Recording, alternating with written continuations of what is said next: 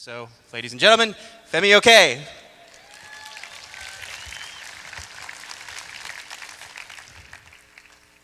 So, I am an international journalist and broadcaster, and over the years I've worked for the BBC, for CNN, for public radio, for Al Jazeera.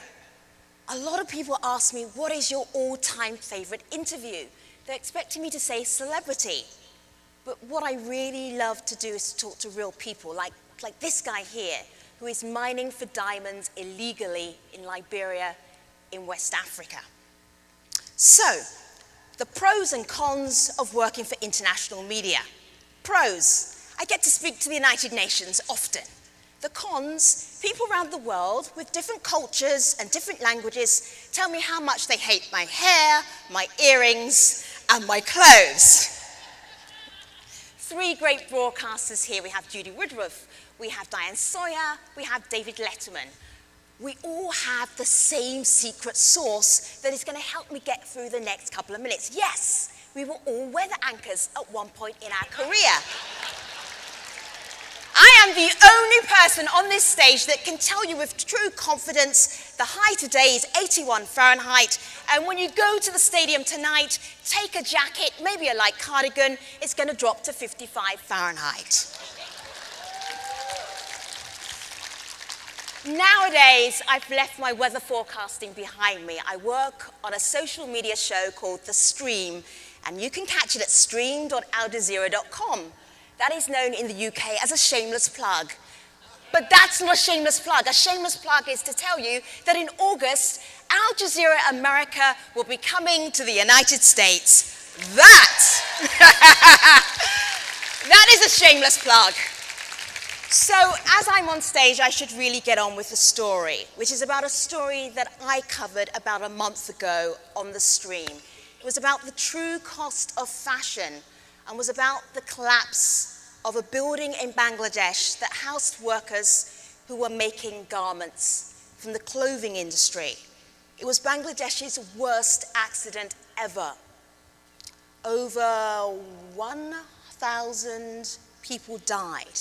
It's amazing that they saved anybody from this collapse. Basically, lots of workers working in very poor conditions in very poor buildings. This picture makes me laugh a little bit, not because I'm an evil, mean girl, but because the woman in her right hand has her rescuer's head and hand and hair clutching him. I think that he ended up bored at the end of that picture. This is what was also found in the debris, along with the bodies. These are Western clothes made for the Western market, made for Bangladeshis who have very little money. I don't need to call out the particular clothing manufacturers. It's not really important. What's important is that 12 cents out of a $14 shirt, that's all that goes to the Bangladeshi workers. And meanwhile, the companies themselves earn about $8 in profit. That building collapse, that wasn't a one-off. Here's another one. There was a fire shortly after that building collapse, about 2 weeks later. There have been fires in Pakistan, in Sri Lanka, in China, all in areas where our clothes are made very cheaply.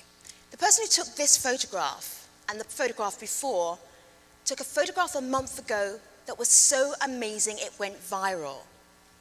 This photograph here, it's known as the embrace. Two people the photographer found when she wanted to make the story personal so that when we saw this story in America or in Europe, we connected with it. I told my colleagues at Al Jazeera that this photographer was going to be on our show. And they said, who is he? What is his name? I can't wait to see him. But here's the shock. The person who took that photograph is called Taslima Akhtar. She's a student activist photojournalist. And when she came on the show, I talked to her via Skype, and she said to me, Femi, this is structural murder. I don't want people in the West to stop buying clothes from Bangladesh. I just want them to ask the people who make the clothes to make them safely so that Bangladeshis don't die. This is a downer, or it could be a bit of a downer, but I'm not going to let it be. This is one of the most tragically beautiful photographs I've ever seen. Can you tell that I work for Upworthy?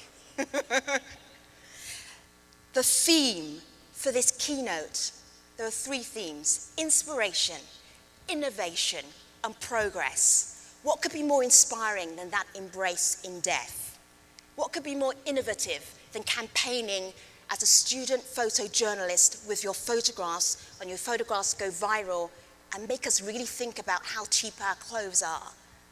And what could be more progressive than me talking to you guys because you put the progress into progressive? I've really enjoyed talking to you. Thank you.